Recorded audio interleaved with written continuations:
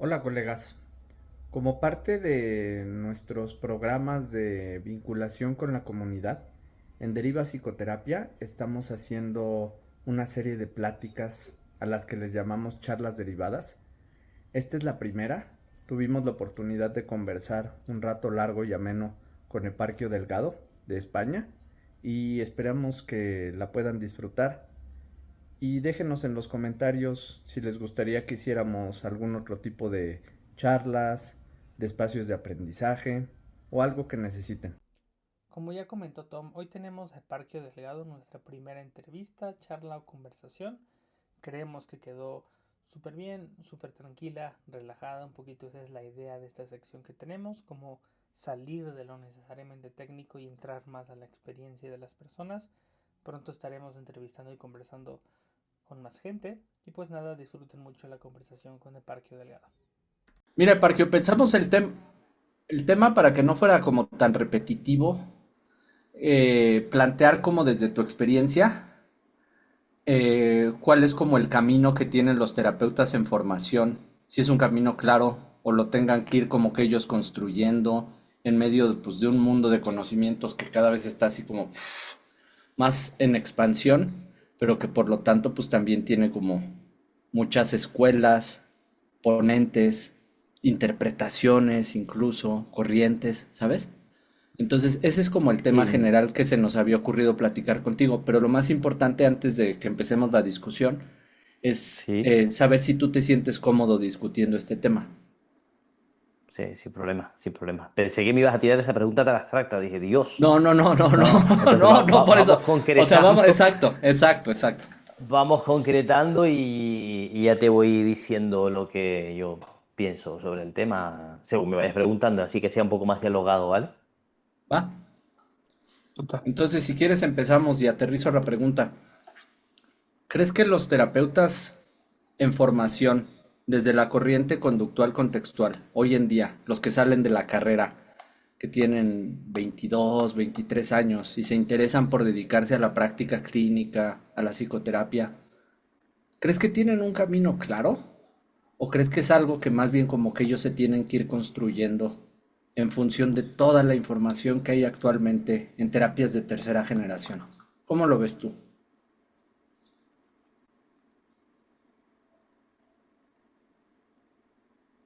Primero pienso en que no debe haber muchos estudiantes que salgan de la carrera con una perspectiva conductual contextual.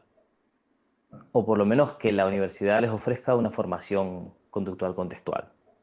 Pienso que la mayoría sale con una formación bastante ecléctica, en algunos lugares pues más de un tipo, más de otro, pero en general creo que no es mayoritaria la perspectiva conductual contextual. Yo creo que hay mucha gente que la conoce por otras vías, por lo menos a día de hoy, y que se interesa por ella y que empieza a leer, empieza a formarse. Entonces, pues hay un montón de opciones. Hoy en día hay un montón de formación de vídeos en internet donde uno puede aprender un montón de cosas que son gratuitos. Hay un montón de bibliografía que se puede encontrar fácilmente. Otra cosa es que yo creo que para aprender a hacer terapia de verdad uno tiene que formarse, uno se tiene que formar y no en cursos pequeñitos, ¿no? Porque, hay mucha gente que hace cursos pequeñitos, cursos de 20 horas, de 30 horas, de 40 horas y hacen muchos muy distintos, ¿no? Y yo creo que eso al final acaba quedando en casi nada. Creo que es mucho más interesante una formación un poco más extensa, bien organizada y claro, pero tenemos un problema y es ¿dónde te formas? ¿Dónde te formas? Porque la formación, primero que nada, es privada generalmente, es cara y además, ¿quién te ofrece garantías de que una formación es buena? Porque hay un montón de instituciones hoy en día que están ofreciendo formaciones de pésima calidad en terapia conductual, contextual. Entonces, eh, es difícil y no hay un criterio fácil para decir, mira, si tiene esto, pues tira por aquí, ¿no? Pero por lo menos que sea una formación de un año con profesionales reconocidos, con personas que tengan experiencia y que tengan rodaje en el mundo de la terapia, creo que sería un buen comienzo, ¿no? Por lo menos para empezar a familiarizarte con el modelo. Ya. ¿Por dónde recomendarías tú empezar desde la base de tus conocimientos? Creo que tienes mucha razón en esto de, pues sí, alguien saliendo recién de la carrera pues apenas tiene información de un montón de cosas dispersas en cuanto a psicología general y por ahí igual y le gusta un poquito la clínica o la psicoterapia, pero sería difícil que distinguiera cuál corriente, si psicodinámica, si TCC, si conductual contextual. Pero imagínate que alguien llegara ya con intención de formarse como terapeuta conductual contextual. ¿Dónde le Ujú. recomendarías que empezara? ¿Dónde te refieres? ¿En qué institución? Sí, o cómo empezar la búsqueda incluso, ¿sabes? O sea, justo es que tocas un tema muy importante. Este de decir, a ver, formaciones hay muchas, de estas pequeñas, de 10 horas, 20 horas, Mm. 40 horas. Hay algunas formaciones más formales, valga la redundancia, que ya son un máster de un año con una cuadrilla, una plantilla de docentes, etcétera, ¿no? Pero imagínate que alguien anda así confundido y te dice, oye, ¿por dónde empiezo? Quiero ser terapeuta ACT. ¿Qué hago? Hay un montón de instituciones y sería tendencioso por mi parte decir, mira, tira por aquí. Yo mismo dirijo un especialista universitario en análisis de conducta de un año. Ok. Entonces podría decir, mira, no, es nuestro especialista, que es maravilloso. Sí. Entonces, claro, entonces Ajá. hay un montón de instituciones que ofrecen formaciones al menos de un año que serían pues equivalentes a especialista o experto, o de 2 años, por lo menos en España, que sería máster. En España, esto va por países también, porque en España para poder ejercer, incluso en la privada, hay que tener una cosa que se llama el máster general sanitario, que ese es obligatorio, es habilitante. Entonces, ese hay que Ok. tenerlo. Y ese máster en general enseña terapia cognitivo-conductual y algo de contextuales, pero muy poquito. Y depende de dónde lo hagas, explicado de aquella manera. Ok. Entonces, yo creo que si te quieres formar como terapeuta conductual contextual, necesitas hacer una formación después del máster, que es obligatorio, que se hace porque hay que hacerlo. Ok. Y eso muchas veces implica aprender cosas que van a generarte contradicciones con lo que te han enseñado en ese máster. Entonces, Justo. es problemático en el caso de España. En Sí. otros países es distinto, pero hay un montón de instituciones, hay un montón de instituciones que ofrecen formación, hay muchísimas instituciones. Entonces, ¿qué pasa?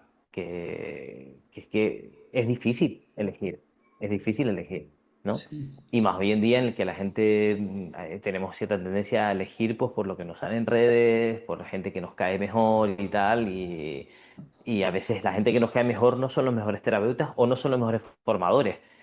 Se confunde constantemente además el hecho de divulgar con el hecho de hacer terapia y con el hecho de formar. O sea, Ok. parece que alguien que divulga bien o que habla bien en las redes, por hablar bien y por explicar bien ciertas cosas, también es buen terapeuta y o también es buen formador o formadora. Y son tres cosas completamente distintas. De hecho, para divulgar en las redes no hace falta más que pedirle a ChatGPT que te haga un guión y ponerte una cámara delante de una cámara y ser más o menos guapo y simpático y vas a triunfar, o guapa y simpática y vas a triunfar. Sí, esa es la realidad y los estudios Sí, dicen sí, que sí, el sí. atractivo importa un montón en ese tipo Sí, de sí. cosas, ¿no? Una persona con cierto desparpajo, que hable con cierta seguridad y tal, pues con eso tiene hecho la parte de divulgación. ¿Significa que es buen terapeuta? Eso no significa ni que sepa algo realmente. O sea, no tiene por qué saber, copia y recita, ¿no? Sí, sí. Entonces, es difícil, es que es complicado. Entonces, Ya. hay que moverse, hay que buscar referencias y hay que asegurarse, por lo menos, o por referencias de otras personas o lo que sea, que por lo menos uno va a salir de ese curso teniendo unas nociones básicas de cómo afrontar un caso cuando se le pone delante. También hay otra cosa, y es no vamos a creer que con hacer un curso de un año ya uno es terapeuta. O sea, uno no es terapeuta ni con un curso de un año, ni con 3 cursos de un año, ni con 10 años de terapia. ¿Vale? No llegas a ser, quiero decir, claro que eres terapeuta, pero no llegas a ser ya lo sé, ya sé cómo va esto de la terapia. ¿No? Hay gente como yo que llevamos más de 20 años y estamos constantemente leyendo, estamos constantemente formándonos porque es imposible abarcar todo lo que hay de terapia que puede ser útil y que puede ser interesante. Entonces, cuando uno se va a meter en el campo de la terapia, igual que cualquier otro campo en general, creo yo, que tenga que ver con la psicología, pero te hablo de lo que yo conozco, que es la terapia, normalmente lo que vas a tener que asumir es que si quieres ser un terapeuta medianamente bueno o medianamente efectivo, vas a tener que formarte durante años y años y años. Buenísimo. Sí, y me hace pensar justo, digo, la pudiste haber aprovechado para publicitar tu centro de formación. Me parece que está bueno también que digas no, porque sería tendencioso, pero desde ese lado me gustaría preguntarte, ya más dirigido hacia ti, tu experiencia clínica, tu experiencia como divulgador y tu experiencia como formador, o sea, justo tocando estos tres puntos que dices, que sí pueden Ujú. confluir o que pueden no hacerlo, ¿no? Pero en tu caso, digo, siguiéndote de cerca y todo eso, sabemos que a las tres cosas le sabes, le metes, entiendes, lees, etcétera. ¿Cuál es tu perspectiva sobre la psicoterapia conductual contextual? Quizás no demasiado, como tú quieras, ¿no? Pero quizás no demasiado en términos técnicos o rebuscados, sino ¿por qué crees que tú hayas elegido esta corriente para trabajar tanto en formación como en psicoterapia como Ujú. en divulgación? ¿Por qué te gusta, pues? Yo me dedico a la terapia conductual contextual, pero no sé si la elegí yo o ella me eligió a mí. Ajá, ajá, O sea, yo empecé siendo sí. cognitivo-conductual, estuve unos años haciendo terapia cognitivo-conductual y no me cerraba del todo. No, el modelo no me acababa de encajar con la realidad de las personas que venían, con los problemas que me planteaban. Todo lo médico, lo psiquiátrico que está en la base del TCC no acaba de servir para hacer terapia. Ciertos planteamientos incluso me chocaban con lo que yo estaba viendo todo el tiempo delante. Entonces empecé a moverme por otros modelos de terapia y pasé por varios modelos, estuve leyéndome, haciendo formaciones de varios modelos, pero yo ya conocía algo de ACT desde el principio, porque había tenido la suerte de tener una clase con Carmen Luciano en el máster que yo hice cuando salí de la carrera. Y estaba siempre el tema de ACT ahí, pero no había material en castellano. Mm. Entonces, luego con el tiempo empezó a aparecer material de ACT, empezó a aparecer más cosas, empecé a meterme en el análisis de conducta, empecé a retomar el análisis de conducta, o sea, desde las bases, y me di cuenta de que era un modelo muchísimo más potente, porque era un modelo que te permite, es un modelo que te permite abarcar un montón de problemas distintos, que tiene un montón de herramientas, que te permite además integrar herramientas de otras perspectivas desde el análisis de conducta y que al mismo tiempo tiene un alto grado de precisión. Entonces, esas dos variables, ¿no? Amplitud y precisión, que diría Stephen Pepper, ¿no? En Hipótesis del Ajá, Mundo, ¿no? ajá, Que ajá. es lo que hace que un modelo sea especialmente interesante. Y desde entonces no he parado de leer sobre otros modelos, porque yo intento leer todo el tiempo sobre cosas que me pueden parecer interesantes, así a priori y tal. Y he encontrado un montón de cosas interesantes, de técnicas, de ideas y tal, pero generalmente lo que me encuentro son ideas sueltas.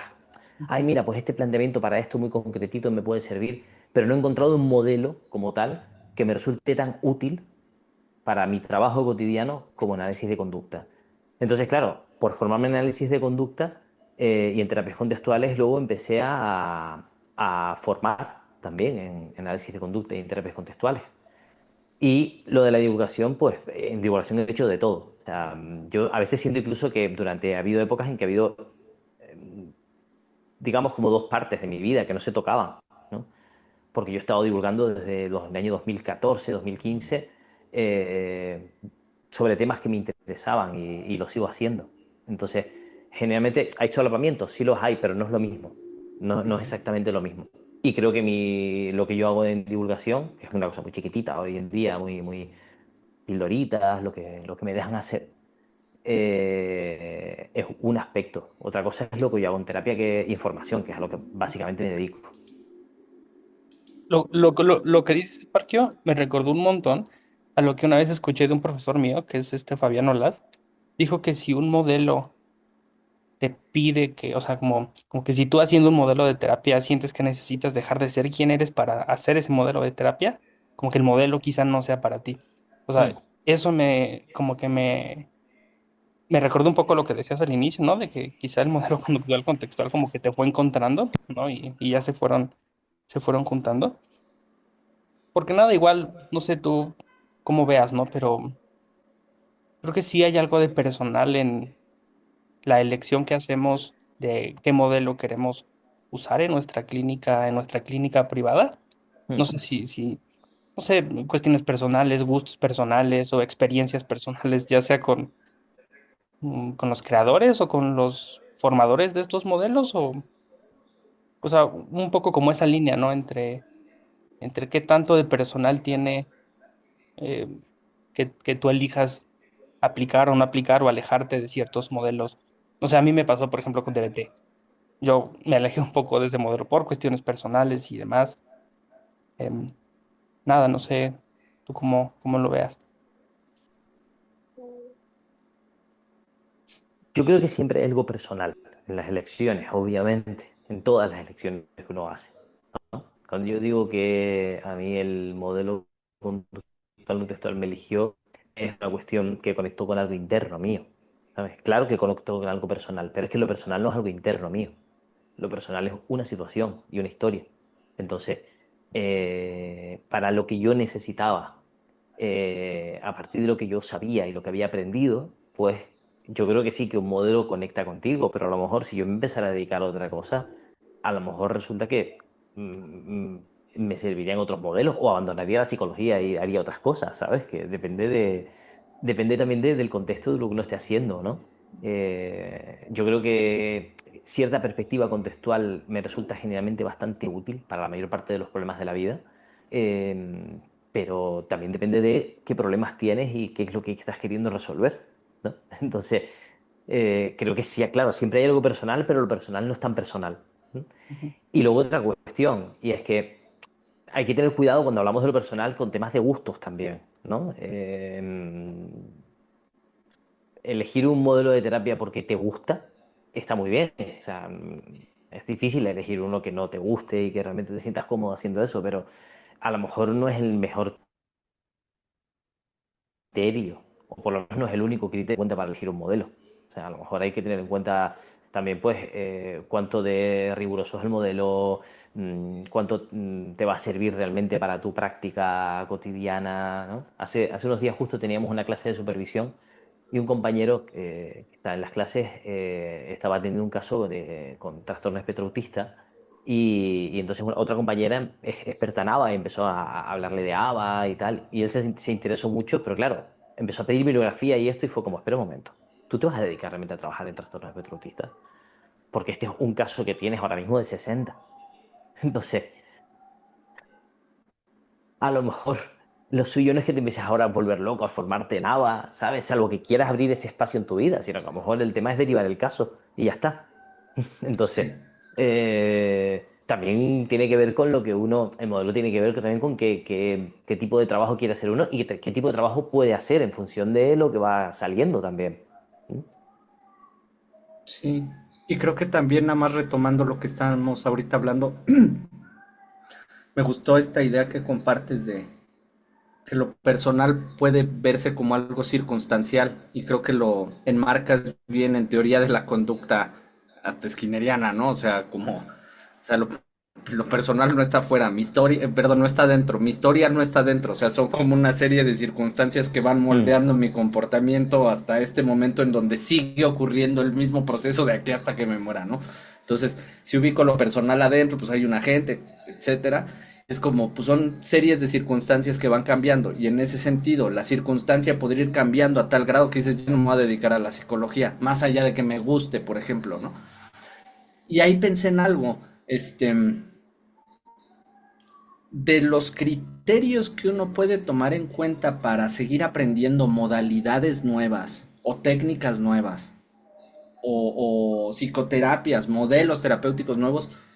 ¿Crees que también influye justo este tipo de experiencias cuando ya llevas un rato trabajando con uno, dos, 10, 100, 1000 consultantes a lo largo de tu historia de ser terapeuta, ¿no? Que también es ahí en donde va viendo que algo del modelo que estás trabajando como que ya no encaja, o sea, como que ves una beta común que dices, me falta un alguito. Mm. Si veo en promedio todos mis consultantes, ¿no? Como que hay un algo, lo platicábamos Francisco y yo cuando nos reunimos, ¿no? Que de pronto en DBT, no sé, esta es una perspectiva mía, ¿no? Pero de pronto en DBT como si, listo, síntomas bajo control. Pero ¿dónde está el sentido de vida, ¿no? Como que quedó un hueco, ¿no? Entonces, es nada más por citar un ejemplo, ¿no? ¿Crees tú, pues, devolviendo a la pregunta, que más allá del gusto, una circunstancia acumulada históricamente sea la perspectiva del terapeuta diciendo, ok, aquí me falta algo y quiero encontrar algo. Que si yo hubiera sabido hacer desde que empecé como terapeuta, no me hubiera dejado estos huequitos con mis consultantes. ¿Me explico en la pregunta, Parquio? Creo, creo que te explicas con la pregunta. A ver cómo te respondo a esto. No todas las personas que hacen terapia tienen sienten la necesidad y el compromiso de seguir mejorando. Ok, Vamos a empezar por ahí, porque me da la impresión de que tu pregunta asume que todo ok. el mundo empieza a hacer terapia y entonces empieza a preocuparse por los huecos que va dejando y entonces intenta buscar cómo cubrir esos huecos con otros modelos. Eso hay gente que lo hace y eso hay gente que no lo hace. Hay gente que se casa con un modelo por mil circunstancias, porque de repente empezó a trabajar en una clínica donde se trabajaba con ese modelo y es el que aprendió, porque se pagó una formación súper cara de un modelo y ahora hay que sacarle rédito, hay que amortizarla, porque es lo que me demandan los consultantes, porque es lo que está de moda, etcétera. El caso es que hay personas que abrazan un modelo y no se salen de ese modelo ni para respirar y te hablan todo el tiempo de su modelo como si fuera una cosa increíble, mi terapia es lo más maravilloso porque es lo que ha demostrado ser efectivo y tal. Y es como sí, claro que sí, pero cualquier persona que haya trabajado los años suficientes y que tenga la honestidad suficiente para admitirlo, creo yo, que va a admitir que no hay ni una sola terapia que sirva para todo. Mm, totalmente. ¿Por qué? Totalmente. Porque no hay ni una sola terapia que sea capaz de abarcar todos los problemas que pueden hacer sufrir a las personas en esta vida. Punto pelota. Entonces, ¿qué pasa? Claro, siempre te va a pasar. Si eres mínimamente crítico con lo que haces y mínimamente honesto, va a llegar un momento que dices, bueno, esta terapia que me fascinó tanto, con el tiempo veo que no me acaba de servir para todo. Claro, pero es que no te tiene que servir para todo. Es que Ujú. ese es el tema. ¿Por qué tiene que servir para todo? Porque tu terapia de la que hablas, de la que divulgas, tiene que servir para todo. No es necesario que sirva para todo. A lo mejor sirve para muchos casos, para muchos tipos de problemas y con eso está bien. Vamos a ver qué hacemos con el resto. ¿M? Vamos a ver, porque incluso dentro del modelo, otras formas de terapia, etcétera, puede que sean más útiles, ¿no? Entonces, vamos a ver cómo vamos teniendo herramientas. Es como una caja de herramientas. O sea, yo tengo una herramienta muy buena, tengo una llave inglesa muy buena que me sirve para apretar un montón de tuercas. Y puedo apretar un montón de tuercas y la llave es buenísima, buenísima, una calidad excelente. Pero a veces me encuentro con tornillos.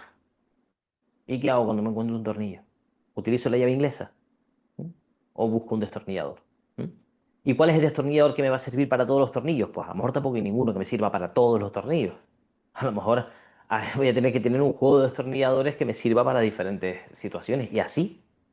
Y me parece que es una idea más útil de la terapia. Entonces, vas llenando tu caja de herramientas. Hay herramientas que te van a servir constantemente, hay otras que te van a servir puntualmente. Hay una idea que puntualmente para ciertas cosas te ha funcionado más o menos bien y en general funciona, que no significa que funcione siempre. Pero mira, ahí la tengo por si me hace falta, ¿no? Entonces, estupendo, pero esa caja de herramientas no la vas a llenar con una formación ni en un año. La vas a ir llenando el resto de tu vida. Vas a ir siempre encontrando cosas y cosas y cosas y es que hay muchísimo sobre terapia, hay muchísimo. Entonces, yo tengo todavía un Sí. montón de libros ahí pendientes de leer con cosas que me interesan un montón porque creo que me pueden ayudar para manejar cosas que todavía hoy en día se me complican a veces en las sesiones. Sí, muchas gracias. Fran, ¿quieres preguntar algo más? Sí, ahí me dio curiosidad un poco con todos los años de experiencia que tiene ese parque. ¿Hay algo que pudieras compartirnos sobre esas cositas que todavía en sesión de repente como que no terminas de ver si necesitas un destornillador, una llave inglesa, un martillo, una cuña? Como, ¿sabes? Así, así como que todavía no sé muy bien esto con qué sale o tal. ¿Qué podrías compartirnos sobre eso?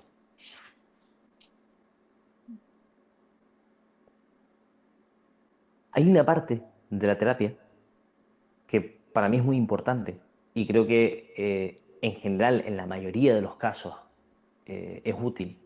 que es clarificar bien cuál es el problema que vas a abordar.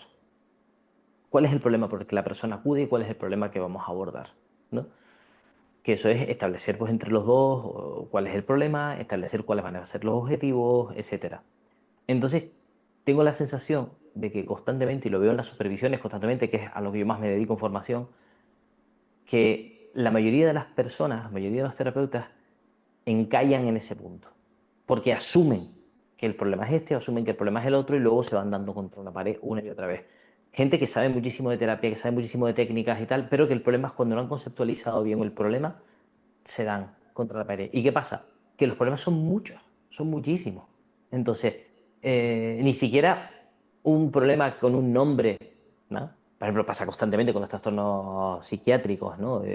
Depresión, sí, pero no hay dos depresiones iguales, ¿no? Activación conductual como una herramienta para trabajar la depresión, súper útil en muchos casos, pero no en todos, porque hay personas con las que no se puede hacer activación conductual, por ejemplo.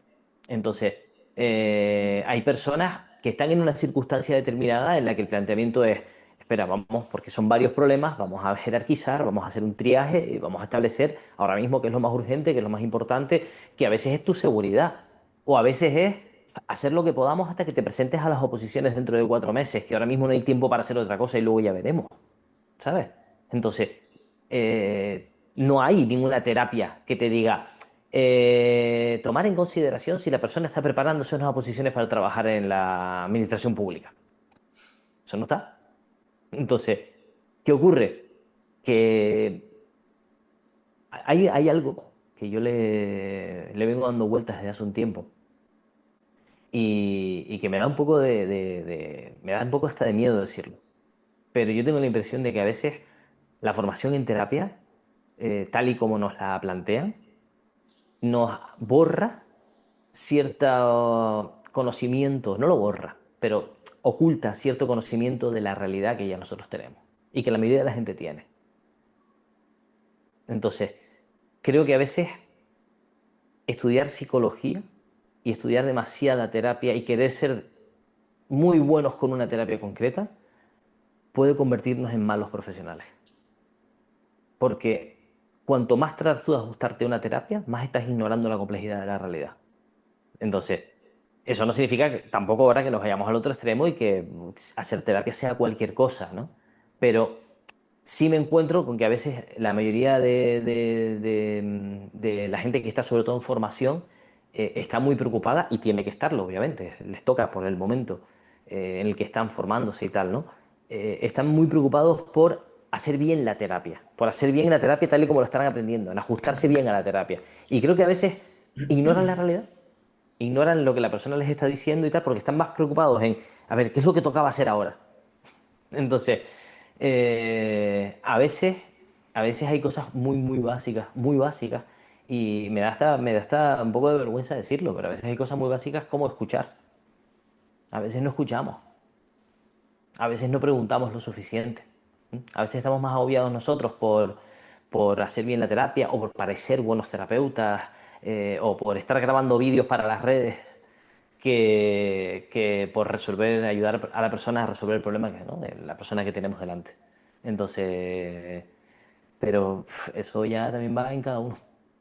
Eso no se arregla con modelos. También es una cuestión de actitud, como decía Fito Páez. Sí, me gusta mucho esa idea. Yo lo, no sé, me identifico con lo que dices y a veces lo pienso como estar tan clavado en el mapa de la realidad que dejas de ver la realidad. Y claro que actualizan los mapas, ¿no? Y esta es una nueva actualización del mapa de la realidad del sufrimiento humano. Pero ha habido mapas de budismo, con todas sus escuelas, cualquier religión, cualquier filosofía. O sea, al final creo que son mapas de realidades de por qué sufrimos y por qué disfrutamos la vida, ¿no? Pero sí, creo que a veces Y algunos que no, confundir. y algunos que no tienen que ver, hay mapas, como tú dices, que no tienen que ver Ajá, ni con religiones ni con filosofías concretas en las que uno se forma o estudia, sí, ¿no? sí, Es decir, en general, creo que la mayoría de las personas nos damos cuenta de que las personas sufren por problemas que les ocurren en sus vidas. sí. Entonces, si una persona está sufriendo, vamos a ver qué le está pasando en su vida. Eso es lo que haría, en general, creo que la mayoría de las personas con cierto sentido de la realidad, ¿no? Sentido común, diríamos, ¿no? Eso es lo que intentaría saber mi madre si yo llego a mi casa muy triste. ¿Qué pasa? ¿Qué te está pasando? ¿No? No se interesaría por mis pensamientos automáticos.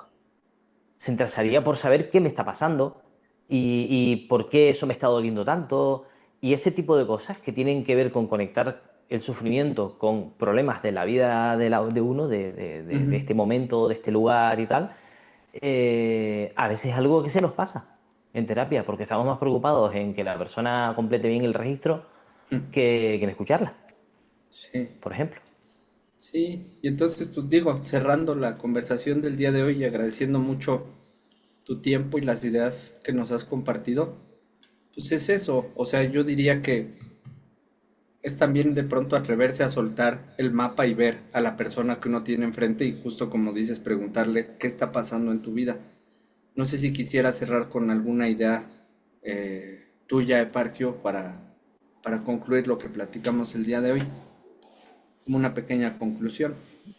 Creo que puede ser útil en muchos casos aceptar que nunca vamos a tener la sensación, la certeza de que tenemos todas las herramientas necesarias para abordar todos los casos. Así que tranquilidad, formarse, pero con calma, ir cogiendo experiencia con cierta tranquilidad, ir aprendiendo de los errores en general, porque la vida funciona así. Me encantó.